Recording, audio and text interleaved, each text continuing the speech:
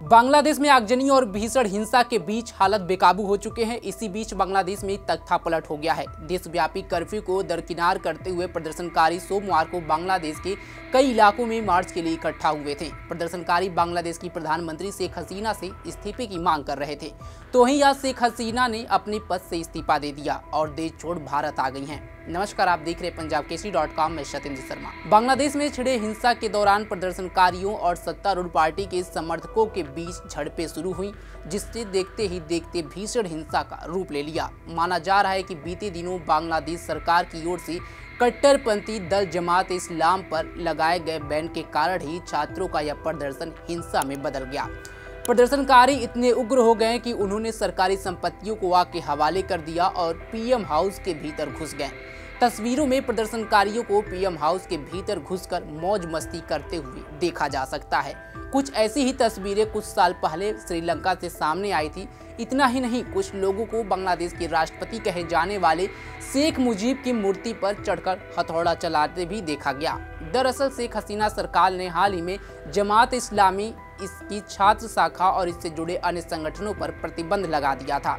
यह कदम बांग्लादेश में कई सप्ताह तक चले हिंसक विरोध प्रदर्शनों के बाद उठाया गया था।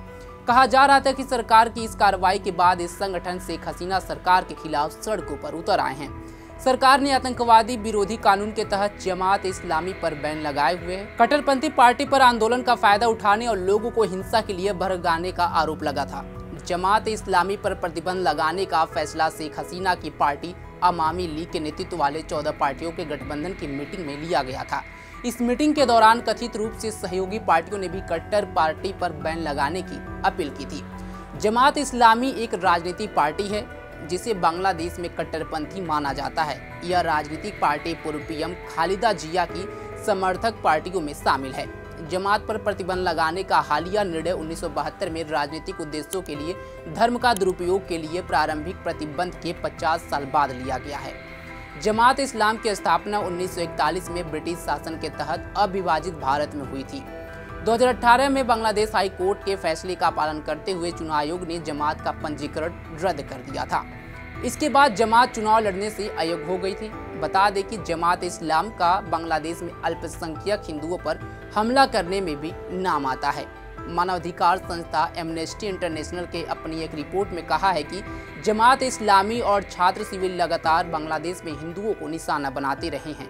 बांग्लादेश में काम कर रहे गैर सरकारी संगठनों का आकलन है कि साल 2013 से 2022 तक बांग्लादेश में हिंदुओं पर 3600 हमले हुए हैं। इसमें जमात इस्लामी का कई घटनाओं में रोल रहा है। फिलहाल हालात ये हैं कि बांग्लादेश की प्रधानमंत्री शेख हसीना ने पीएम पद से इस्तीफा दे दिया है और ढाका छोड़ दिया है। हिंसा के बीच बांग्लादेश के आर्मी चीफ जनरल बकार उज जमान ने प्रेस कॉन्फ्रेंस कर लोगों से शांति बनाए रखने की अपील की है। देश को संबोधित करते हुए उन्होंने कहा कि आपकी मांगें हम पूरी करेंगे, तोड़ फोड़ से दूर रहिए, आप लोग हमारे साथ चलेंगे तो हम स्थिति बदल देंगे। मारपीट, अराजकता, संघर्ष से दूर रहिए। हमने आज सभी पार्टी नेताओं से बात की है।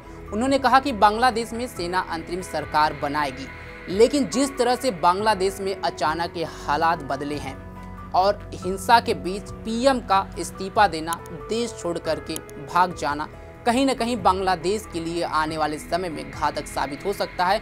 वहीं देखना होगा कि अब सरकार जो है सेना के हाथ में है, आने वाले समय में किस पार्टी को मौका मिलेगा यहाँ पे सरकार गठन का।